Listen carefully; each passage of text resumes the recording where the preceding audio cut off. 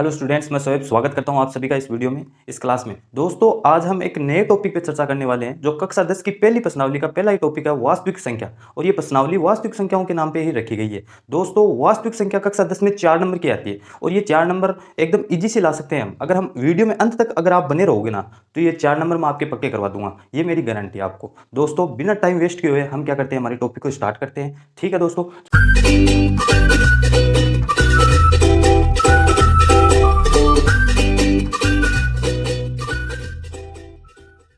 चलो स्टार्ट करते हैं। वास्तविक संख्या, वास्तविक संख्या कितने अंकों की आएगी?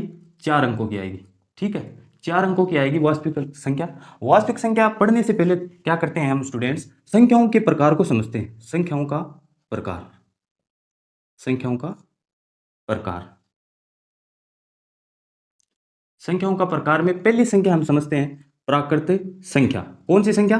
प्राकृत संख्या। प्राकृत संख्याओं को कैपिटल एन से डिनोट किया जाता है। कैपिटल एन से डिनोट क्यों किया जाता है? क्योंकि इसको इंग्लिश में बोलते हैं नेचुरल नंबर्स। क्या बोलते हैं इसको? Natural numbers. प्राकृत संख्याएं ऐसी संख्याएं जो किससे स्टार्ट होती है? 1 से स्टार्ट होती है।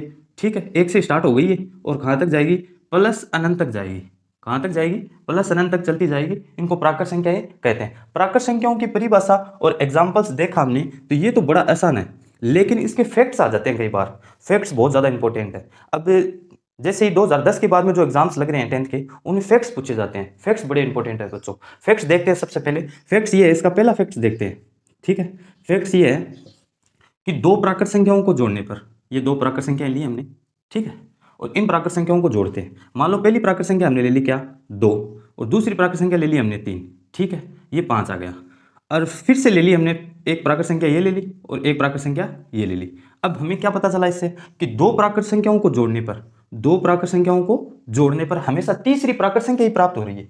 ठीक है, ये फैक्ट समझ में आया। अब दूसरा फैक्ट ये देखते हैं इसका कि दो प्राकृत संख्याओं को क्या करने पर? घटाने पर। ठीक है, घटाते हैं। ये 3 में से क्या घटा दिया मैंने? 4 घटा दिया। ठीक है, क्या आ गया? 1 आ गया। लेकिन इस बार हम क्या करेंगे? 5 में से 6 घटाएंगे। ये देखो -1 आ गया। यानी कि हम क्या क्या देखा हमने कि जोड़ने पर तो हमेशा तीसरी बार क्या आएगी? प्राकृत संख्या ही आएगी। यानी कोई सी भी प्राकृत संख्याओं को जोड़ो तो प्राकृत संख्या ही प्राप्त होगी। लेकिन प्राकृत संख्याओं को घटाने पर यह जरूरी नहीं है कि तीसरी प्राकृत संख्या ही प्राप्त हो। प्राकृत संख्या प्राप्त हो भी सकती है और नहीं भी हो सकती है। तो फैक्ट्स दोनों समझ में आ गया होगा। हमने क्या किया था? प्राकृत संख्याओं को समझा। प्राकृत संख्याएं कौन सी होती है? जो 1 से स्टार्ट होती है और प्लस से अनंत तक जाती है, और इनको कैपिटल एन से दर्शाया जाता है। इनको इंग्लिश में नेचुरल नंबर कहा जाता है। और फैक्ट्स देखे हमने कि दो प्राकृत संख्याओं को जोड़ने पर तीसरी प्राकृत संख्या ही प्राप्त होती है, लेकिन दो प्राकृत संख्याओं को घटाने पर यह जरूरी नहीं है कि प्राकृत संख्या ही प्राप्त हो। प्राकृत संख्या प्राप्त हो भी सकती है और नहीं भी हो सकती है। अब हम अगली संख्या के बारे में चर्चा करते हैं। अगली संख्या है हमारी पूर्ण संख्या। अगली 2 नंबर की संख्या कौन सी आती है? पूर्ण संख्या। पूर्ण संख्याओं को W से डिनोट किया जाता है। W से डिनोट क्यों किया जाता है? क्योंकि इसको इंग्लिश में क्या बोलते हैं? Whole numbers. यानी ये ऐसी संख्याएं हैं जो कहां से स्टार्ट होती है दोस्तों? ये 0 से स्टार्ट होती है। ये 0 से स्टार्ट होती है और प्लस अनंत तक जाती है। 0 से स्टार्ट होकर कहां तक जाती है? प्लस अनंत तक। यानी 0 1 2 3 4 और ऐसे अनंत तक चली जाती है। ये क्या है? पूर्ण संख्या है। ठीक है, लेकिन पूर्ण संख्याओं में भी क्या है? फैक्ट्स है। और मैंने आपको बताया कि फैक्ट्स बहुत ज्यादा इंपॉर्टेंट है। एग्जाम की दृष्टि से इस बार फैक्ट्स ही ज्यादा पूछे जाएंगे, क्योंकि देखो ऑप्शनल क्वेश्चन बना दिए, यानी ऑब्जेक्टिव टाइप क्वेश्चन होते हैं, उनमें फैक्ट्स ज्यादा इंपॉर्टेंट होते हैं। फैक्ट्स ही पूछा जाता है, क्योंकि फैक्ट्स क्या होते हैं दोस्तों? यूनिक होते हैं। फैक्ट्स अलग से होते हैं और कुछ लिमिटेड फैक्ट्स होते हैं, इसलिए ज्यादा पूछे जाते हैं। आप फैक्ट्स पे ज्यादा ध्यान दीजिएगा। फैक्ट्स देखते हैं। पहला फैक्ट्स क्या है कि दो पूर्ण संख्याओं को जोड़ने पर, ठीक है, दो पूर्ण संख्याओं को जोड़ते हैं। दो पूर्ण संख्या ले लेते हैं, 1 और 2। ठीक है, दो पूर्ण संख्याओं को जोड़ा, 1 + 2 3 प्राप्त हुआ। फिर से दो पूर्ण संख्याओं को जोड़ते हैं तो क्या आती है? पूर्ण संख्या। तो हमने क्या देखा कि दो पूर्ण संख्याओं को जोड़ने पर तीसरी पूर्ण संख्या ही प्राप्त होती है। ठीक है, दो पूर्ण संख्याओं को जोड़ने पर तीसरी पूर्ण संख्या ही प्राप्त होती है। अब दूसरे फैक्ट्स पर चर्चा करते हैं। यदि दो पूर्ण संख्याओं को क्या करते हैं? हम घटाते हैं। ठीक है, दो पूर्ण संख्याओं को क्या करते हैं? घटाते हैं। जैसे हमने 3 में से क्या घटाया? 2 घटाया तो 1 आया। ठीक है, अब हम क्या करते हैं? 5 में से 6 घटाते हैं तो देखो -1 आ गया। आया ना -1? ये दोनों पूर्ण संख्याएं थी, फिर भी -1 आ गया। यानी इससे भी हमें क्या पता चलता है कि दो पूर्ण संख्याओं को जोड़ने पर सदैव तीसरी पूर्ण संख्या ही प्राप्त होगी, लेकिन दो पूर्ण संख्याओं को घटाने पर जरूरी नहीं है कि पूर्ण संख्या प्राप्त हो। पूर्ण संख्या प्राप्त हो भी सकती है और पूर्ण संख्या प्राप्त नहीं भी हो सकती है। तो दोस्तों, दोनों फैक्ट्स आपने अच्छी तरीके से देख लिए होंगे। ठीक है, अब हम तीसरे फैक्ट्स की बात करते हैं। तीसरा फैक्ट्स ये है कि देखो, यहां से 0 को छोड़कर यहां तक की सारी कौन सी संख्या थी? प्राकृत संख्या थी। हमने पिछले ही बिंदु में देखा था कि यहाँ 1 से स्टार्ट होने वाली संख्याओं को क्या बोलते हैं? हम प्राकृत संख्या बोल सकते हैं। तो दोस्तों हम क्या बोल सकते हैं फिर इस फैक्ट से ही एक लाइन या एक कथन बन जाता है। क्या कथन होता है वो, कि सभी प्राकृत संख्याएं, ठीक है, क्या, कि सभी प्राकृत संख्याएं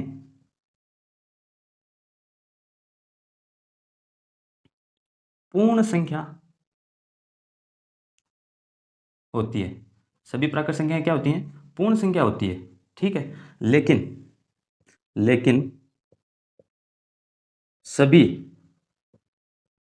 पूर्ण संख्याएं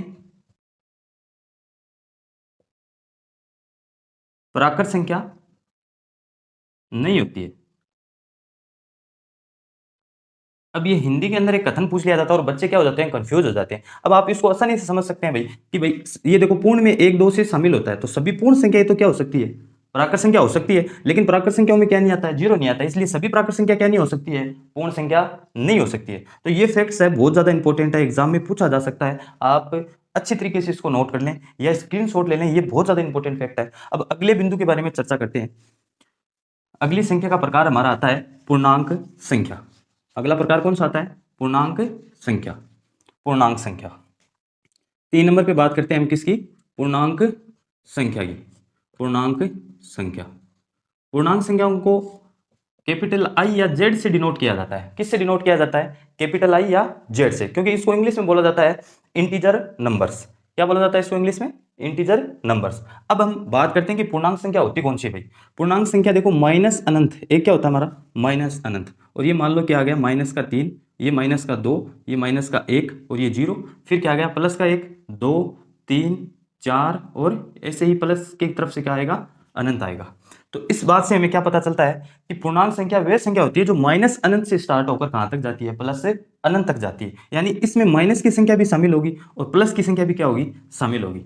और बात करते हैं पूर्णांक संख्याओं का भी एक सब टाइप होता है, यानी पूर्णांक संख्याओं का भी क्या होता है, प्रकार होता है। पूर्णांक संख्याओं के क्या प्रकार होते हैं, देखते हैं। पूर्णांक संख्या भी दो टाइप की होती है, ठीक है। पहली संख्या है ऋणात्मक ऋणात्मक पूर्णांक संख्या,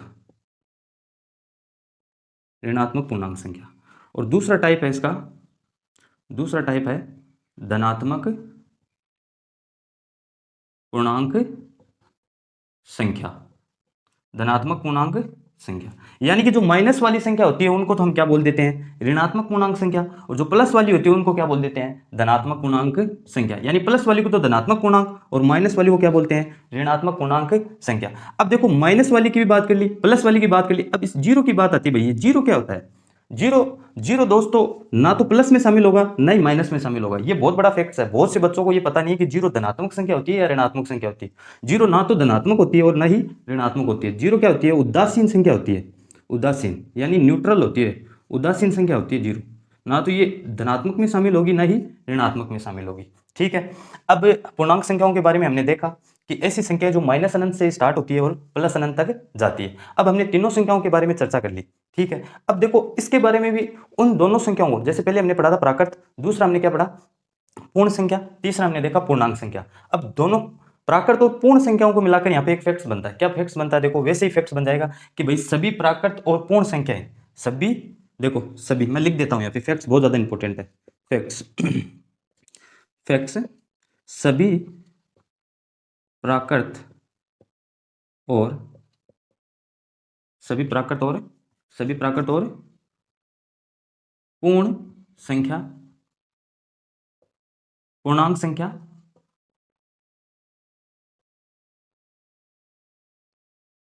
हो सकती है।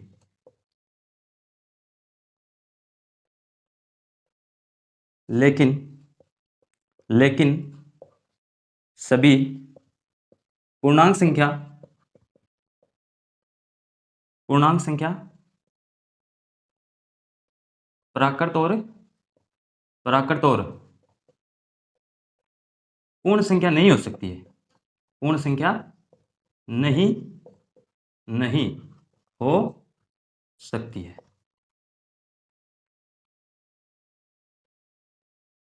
कैसे, जैसे देखा हमने कि प्राकृत संख्याएं कहाँ से स्टार्ट होती है, 1 से स्टार्ट होती है, तो ये पूर्ण संख्याओं के अंदर आ गई, 1 2 3 4 5 और ये अनंत तक चली गई। फिर पूर्ण संख्याओं को देखा हमने, पूर्ण संख्या कहाँ से स्टार्ट होती है, 0 से स्टार्ट होती है और कहाँ तक जाती है, प्लस तक जाती है। अब ये पूर्ण संख्या भी इसके अंदर शामिल हो गई, तो यानी पूर्णांक संख्याओं के अंदर प्राकृत संख्या भी आ गई और पूर्ण संख्या भी आ गई। लेकिन हमारा कथन क्या है कि सभी प्राकृत संख्याएं, सभी प्राकृत और पूर्ण संख्याएं क्या हो सकती है, पूर्णांक संख्या हो सकती है। मतलब पूर्णांक संख्या तो हो सकती है भाई, ये देखो यहाँ से यहाँ तक, यहाँ से यहाँ तक क्या थी, प्राकृत, ठीक है, प्राकृत, और यहाँ से 0 से स्टार्ट किया तो ये क्या होगी, पूर्ण, ठीक है। अगर हम इनको वेन डायग्राम से देखें, वेन डायग्राम, ये वेन डायग्राम, ठीक है, वेन डायग्राम कैसे बनेगा, सबसे पहले हमारी आएगी नेचुरल नंबर्स एन वाली, जो हमने प्राकृत संख्या बोली थी, ठीक है। दूसरी संख्या कौन सी आ गई हमारी, दूसरी संख्या आ गई हमारी होल नंबर्स यानी पूर्ण संख्या आ गई। और तीसरी संख्या हमने किसकी बात की, इंटीजर नंबर्स यानी आई। यानी देखो इस आई के अंदर ये होल नंबर्स आते हैं और होल नंबर्स के अंदर कौन से आते हैं, नेचुरल नंबर्स। दोस्तों मुझे आशा है आप अच्छी तरीके से समझ चुके होंगे, अगर कोई डाउट है तो कमेंट में जरूर लिखना। अब अगली संख्या के बारे में पहले चर्चा करते हैं। अगली संख्या आती है दोस्तों हमारी अगली संख्या आती है परिमेय संख्या। कौन सी आती है, परिमेय संख्या। 4 नंबर की संख्या के बारे में बात करेंगे। 4 नंबर की संख्या है हमारी परिमेय संख्या। परिमेय संख्या को कैपिटल क्यू से डिनोट किया जाता है। परिमेय संख्या को किससे डिनोट किया जाता है, कैपिटल क्यू से। लेकिन इसको इंग्लिश में क्या बोला जाता है, रेशनल नंबर्स कहा जाता है। इंग्लिश में क्या कहा जाता है इसको, रेशनल नंबर्स। लेकिन हमारी जो पुस्तक है, हमारी जो 10th की मैथ की बुक है, उसके अंदर क्यू से दिखाया गया है, तो इसलिए हम भी क्या करेंगे, क्यू से डिनोट करेंगे इसको, ठीक है। अब परिमेय संख्या क्या होती है, परिमेय संख्या ऐसी संख्या होती है जिसको किस में लिखा जा सकता है, पी बटे क्यू के रूप में लिखा जा सकता है, पी बटे क्यू के रूप में लिखा जा सकता है। और ये पी क्या होता है, यहाँ पे अंश होता है। पी क्या होता है स्टूडेंट्स, अंश होता है, और क्यू क्या होता है, हर होता है, ठीक है।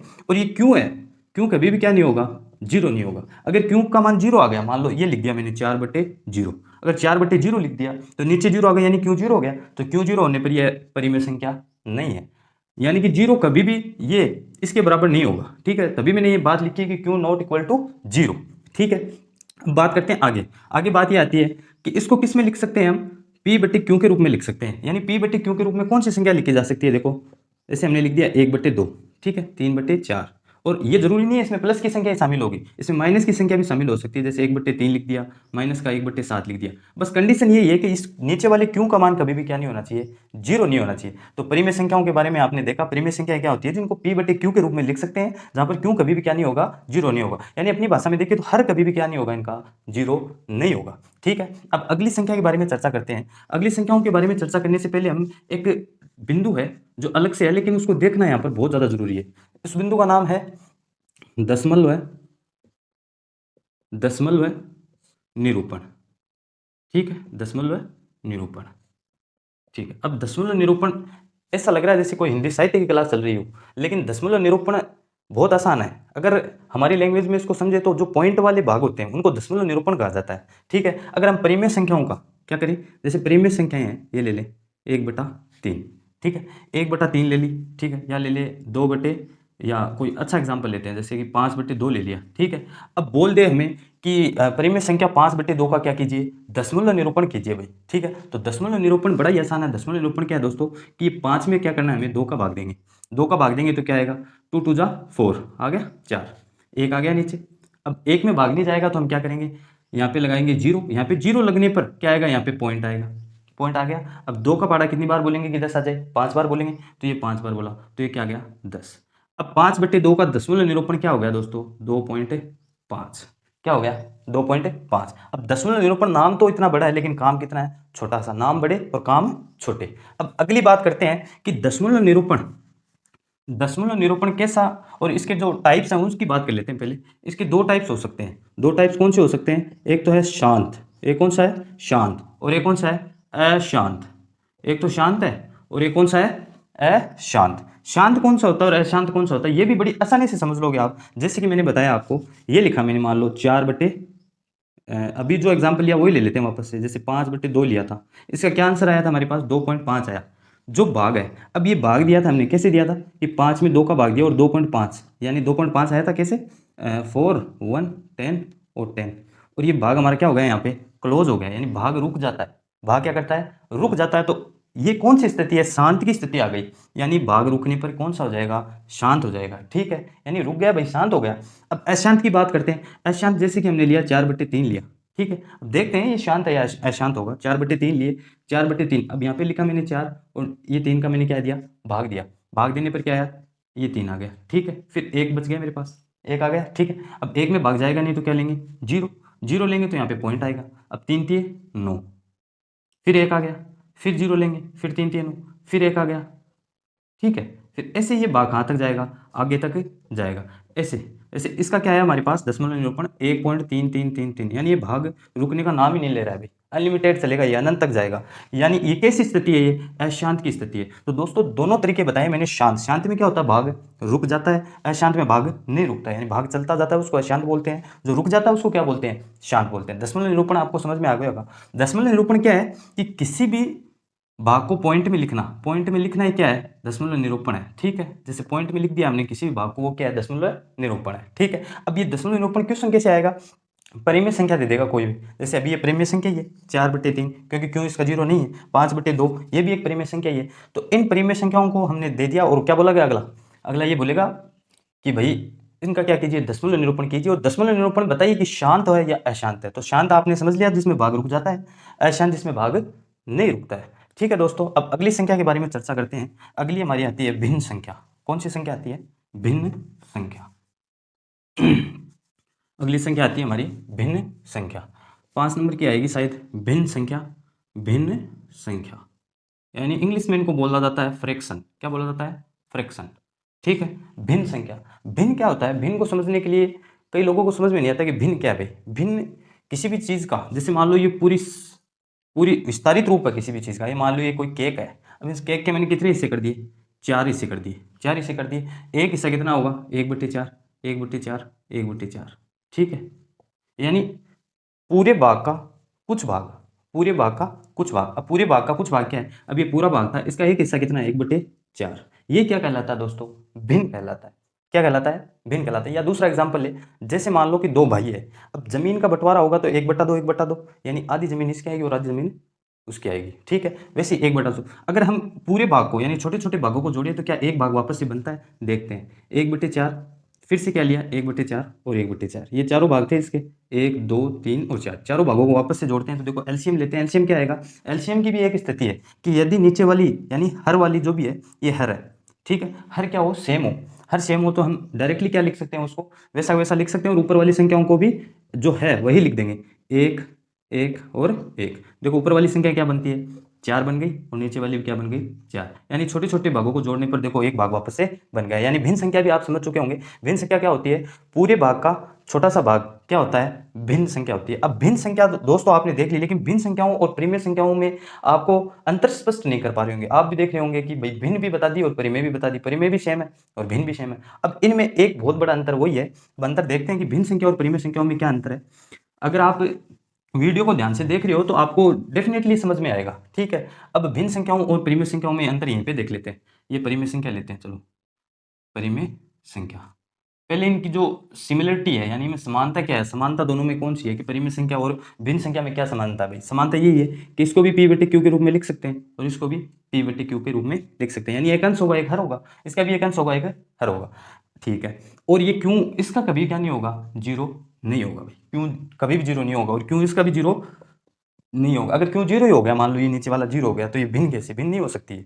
ठीक है, लेकिन इनमें अंतर है। अब ये तो सिमिलरिटी देखी हमने, दोनों में सिमिलरिटी ये है। ठीक है, अंतर क्या है कि ये क्या होती है, हमेशा प्लस में ही होती है। इनमें सारी भिन्न आएगी वो प्लस की आएगी जैसे। ठीक है, लेकिन परिमेय संख्या में हमने देखा कि इसमें प्लस भी हो सकती है और माइनस की संख्या भी शामिल हो सकती है। प्लस की संख्या भी शामिल हो सकती है और माइनस की संख्या भी शामिल हो सकती है। तो भिन्न और परिमेय संख्याओं में आपने अंतर देख लिया दोस्तों, समझ में आ गया होगा। अगर फोकस करें आसानी से समझ में आएगा, कोई इतनी हार्ड चीज़ नहीं है। 10th में 100 नंबर लाना बहुत ज़्यादा आसान है। अगर आप थोड़ी सी मेहनत कर लेते हो 100 नंबर आपके पक्के हैं। ठीक है, अब आगे देखते हैं। आगे हम बात करते हैं किसकी, एक नई संख्या की बात करते हैं। नई संख्या आएगी हमारी अपरिमेय संख्या। कौन सी संख्या आएगी, अपरिमेय संख्या। ठीक है, 6 नंबर की संख्या आएगी हमारी अपरिमेय संख्या। अपरिमेय संख्या, ठीक है, अपरिमेय संख्या। इसको हम डिनोट करेंगे किससे, क्यू डैश से। किससे डिनोट करेंगे इसको, क्यू डैश से। देखो परिमेय संख्याओं को क्यों से ही डिनोट किया गया था, और इसको किससे डिनोट कर रहे हैं, क्यों डैश से। अब देखो अपरिमेय संख्याओं की बात करते हैं। अपरिमेय संख्या क्या होती है, एक तो ये देखो, ये मान लो कि परिमेय संख्याओं का क्या होता है, देखो ए लगने पर एक तो क्या लग गया, ए लग गया, यानी अपोजिट हो जाएगा, यानी परिमेय संख्याओं को अपोजिट करते हैं। अपोजिट करेंगे तो क्या आएगी, पहली बात कि पी बटे क्यू के रूप में नहीं लिख सकते हैं भाई, पी बटे क्यू के रूप में नहीं लिख सकते, परिमेय संख्याओं को क्या करते थे, पी बटे क्यू के रूप में लिख सकते हैं। और इन अपरिमेय संख्याओं की एक खास बात यह है कि इनमें वे संख्याएं शामिल होती है जिनका पूर्ण वर्गमूल नहीं निकलता है, पूर्ण वर्गमूल नहीं निकलता है, पूर्ण वर्ग नहीं निकलता है, ठीक है, पूर्ण वर्गमूल नहीं निकलता, यानी पूर्ण वर्गमूल किसका नहीं निकलेगा, जैसे कि 7 लिख दिया मैंने, ठीक है, ये √5 लिख दिया, √11 लिख दिया, ठीक है। अब इन संख्याओं का पूर्ण वर्गमूल नहीं निकलता, आप ट्राई कर लो, नहीं निकल सकता, इसलिए ये संख्या कौन सी होती है, अपरिमेय संख्या होती है। अपरिमेय संख्याओं में ये संख्या भी शामिल हो सकती है, जैसे -7, ठीक है, -4, -4 शामिल नहीं होगी दोस्तों, क्योंकि -4 का तो -2 हो जाएगा ना वर्गमूल, -5, -13, ठीक है, ऐसी शामिल हो सकती है इनमें, यानी जिनका पूर्ण वर्गमूल नहीं निकलता, यानी वर्गमूल कुछ जिनका रूट निकल जाता है, कुछ संख्या ऐसी होती है जिनका रूट निकल जाता है, जैसे देखो रूट मैंने 4 ली, अब 4 का रूट क्या होता है, 2 हो गया, ठीक है, जैसे मैंने क्या लिया 25 लिया, इसका रूट क्या हो गया, 5 हो गया, तो ये तो परिमेय संख्याओं में शामिल हो जाएगी ना, ठीक है, परिमेय संख्याओं में शामिल हो जाएगी। यानी परिमेय संख्याओं में भी शामिल कैसे होगी, आप बोलोगे कि ये तो बट्टे में लिखी हुई नहीं है, पी बटे क्यू के रूप में लिखी हुई नहीं है, तो ये शामिल कैसे होगी, अरे भाई किसी भी संख्या का अगर हर नहीं है तो उसका हर क्या मान लिया जाता है, एक मान लिया जाता है, यानी जीरो तो नहीं होगा ना,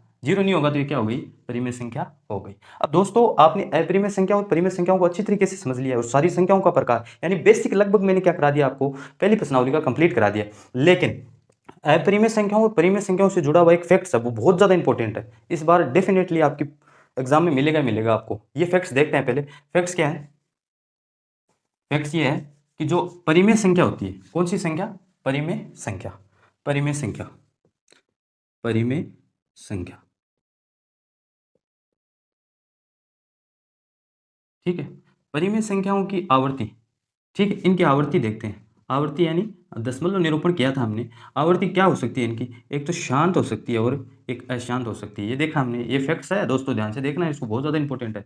एक तो क्या देखा था हमने कि परिमेय संख्याओं की आवर्ती या तो शांत हो सकती है या अशांत हो सकती है, भाई एक तो भाग क्या है जो रुकने वाला बन सकता है, इसमें किसी भी भिन्न का, या मान लो कोई भी परिमेय संख्या ली हमने, इसका भाग क्या हो गया, रुक गया, वो शांत वाली भी हो सकती है और अशांत, यानी 1.33 हमने देखा था पीछे, हो सकती है, ठीक है। लेकिन अपरिमेय संख्या है, अपरिमेय संख्या बहुत ज्यादा इंपॉर्टेंट फैक्ट्स है ये, ठीक है। अपरिमेय संख्या में क्या होगा,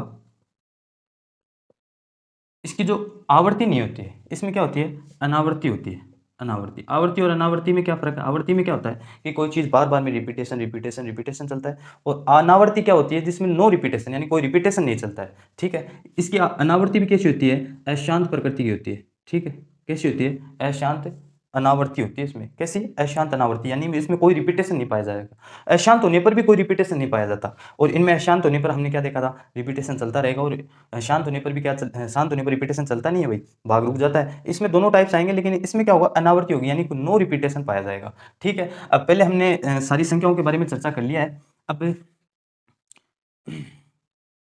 दोस्तों हमने सारी संख्याओं के बारे में चर्चा कर ली है, अब हम आगे इन संख्याओं को एक चार्ट के माध्यम से वापस रिवाइज कर लेते हैं, ठीक है, जो हमारे क्या कंसेप्ट एकदम से क्लियर हो जाएगा, क्रिस्टल क्लियर कंसेप्ट चाहिए तो आप चार्ट के माध्यम से देखेंगे, और ये 4 नंबर आपके पक्के हैं, ये मान लो कि इसके बेसिक्स में ही आपके नंबर पूरे पक्के हो गए हैं। चार्ट को समझते हैं पहले, चार्ट क्या है, देखो ये चार्ट, ठीक है। वास्तविक संख्याओं को हमने सबसे पहले 2 भागों में बांट दिया, 2 वास्तविक संख्याएं हैं। अब वास्तविक संख्या कौन सी है, ये दोनों, एक तो है हमारी परिमेय संख्या, परिमेय संख्या, ठीक है, और दूसरी कौन सी हो गई, अपरिमेय संख्या, दूसरी कौन सी होगी, अपरिमेय संख्या, ठीक है। एक तो परिमेय संख्या में बांट दिया और एक अपरिमेय संख्या में बांट दिया। अब वास्तविक संख्याओं की परिभाषा बनाए, वास्तविक संख्याओं की परिभाषा नहीं पढ़ी अभी तक, वास्तविक संख्याओं की परिभाषा को पढ़ते हैं कि वास्तविक संख्याएं वे संख्याएं जिसमें परिमेय संख्या और अपरिमेय संख्याओं को सम्मिलित रूप से लिखा जाता है, यानी अपरिमेय संख्या भी शामिल होगी और परिमेय संख्या भी शामिल होगी, वही क्या है, वास्तविक संख्या। दोस्तों पहले हमने इनका विस्तारित अध्ययन किया, इसलिए अब ये हमें क्या लगेगी, एकदम से आसान लगेगी, ठीक है। फिर हमने क्या किया, परिमेय संख्याओं को भी 3 भागों में बांटा, ठीक है। पहली संख्या आई हमारी प्राकृत, प्राकृत संख्या, पहली संख्या कौन सी आई, प्राकृत संख्या, जिसको कैपिटल एन से डिनोट किया था, ठीक है। दूसरी संख्या आई हमारी पूर्ण संख्या, दूसरी संख्या कौन सी आई, पूर्ण संख्या, पूर्ण संख्या, जिसको किससे डिनोट किया हमने, डब्ल्यू से डिनोट किया। तीसरी हमारी संख्या आई इसमें पूर्णांक संख्या, कौन सी संख्या आई, पूर्णांक संख्या, पूर्णांक संख्या, जिसको हमने क्या बोला, इंटीजर नंबर्स, जिसको या आई से या जेड से डिनोट किया जाता है। ठीक है, अब हम आगे बात करते हैं भाई पूर्णांक संख्याओं को भी हमने क्या किया था, दो भागों में डिवाइड किया था। ठीक है, और एक इसमें जीरो को भी शामिल किया था हमने। दो भाग कौन से बनाए थे हमने, पहली बनाई थी धनात्मक संख्या, कौन सी बनाई, धनात्मक संख्या। ठीक है, और दूसरी ये जो उदासीन संख्या, ये क्या जीरो, उदासीन संख्या, ये बहुत ज्यादा इंपॉर्टेंट फैक्ट है, याद रखना, उदासीन संख्या। तीसरी कौन सी बनाई थी, ऋणात्मक ऋणात्मक संख्या। ठीक है, ऋणात्मक संख्या। अब हम इनके बारे में वापस से चर्चा कर लेते हैं कि भाई परिमेय संख्या क्या होती है, अपरिमेय संख्या क्या होती है, प्राकृत, पूर्ण और पूर्णांक संख्या क्या होती है। भाई परिमेय संख्या क्या होती है, जिनको p बटे q के रूप में लिख सकते हैं। ठीक है, और इनका q कभी भी नहीं होगा, क्या नहीं होगा, जीरो नहीं होगा। एग्जाम्पल देख लेते हैं, इसके एग्जाम्पल्स क्या है, जैसे 1/3, ठीक है, माइनस के 1/2, माइनस की 4/3, ठीक है, और 2/3। ठीक है, अपरिमेय संख्या कौन सी होती है, अपरिमेय संख्या वह होती है जिनको p बटे q के रूप में नहीं लिख सकते हैं, और इनमें ऐसी संख्या शामिल होगी जिनका पूर्ण वर्ग नहीं निकलता है। जैसे पूर्ण वर्ग कौन सी संख्याओं का नहीं निकलता है, पूर्ण वर्ग जैसे √5, ठीक है, माइनस का √7, माइनस का √13, ठीक है, जैसे 13 ओनली, और ये 11। अपरिमेय संख्याओं के बारे में देख लिया, परिमेय संख्याओं के बारे में देख लिया। प्राकृत संख्याओं के बारे में वापस से देख लेते हैं। प्राकृत संख्या कौन सी होती है, ऐसी संख्या जो 1 से स्टार्ट होती है और कहाँ तक जाती है, प्लस से अनंत तक जाती है। ठीक है, जिसमें 1, 2, 3 ये सारी जो प्लस वाली संख्या है वो शामिल हो सकती है। ठीक है, पूर्ण संख्या कौन सी होती है, पूर्ण संख्या वह संख्या होती है जो 0 से स्टार्ट होती है। भाई किससे स्टार्ट होती है, 0 से स्टार्ट होती है और कहाँ तक जाती है, प्लस से अनंत तक जाती है, प्लस अनंत तक गई। पूर्णांक संख्या कौन सी होती है, जो माइनस अनंत से स्टार्ट होती है, और जैसे माइनस की संख्या भी शामिल होती है इसमें। ठीक है, 0 भी शामिल होता है, और 1, 2, 3, 4, और ऐसे ही कहाँ तक जाती है, प्लस से अनंत तक जाती है। अब प्लस वाली संख्याओं को तो, जैसे ये प्लस वाली संख्या थी, प्लस वाली संख्या, ठीक है, प्लस वाली संख्या को धनात्मक संख्या बोल दिया, और जीरो को क्या बोल दिया, उदासीन संख्या बोल दिया, और ऋणात्मक संख्या जो माइनस वाली संख्या है, माइनस, ठीक है, माइनस वाली संख्याओं को क्या बोल दिया हमने, माइनस वाली संख्याओं को क्या बोल दिया, ऋणात्मक संख्या। तो दोस्तों वास्तविक संख्याओं के बारे में आपने एक एक पॉइंट को ध्यान से समझा। ठीक है, अगर आपने कुछ भी समझ नहीं पाए हो तो वीडियो को पीछे करके वापस से देख लें। ठीक है, अगर समझ में जरूर आएगा, अगर एक बारी में समझ में नहीं आया तो दूसरी बार अच्छी तरीके से आप समझ लोगे। तो आपको अगर वीडियो अच्छी लगी है तो लाइक करें और सब्सक्राइब करें। थैंक यू दोस्तों, धन्यवाद।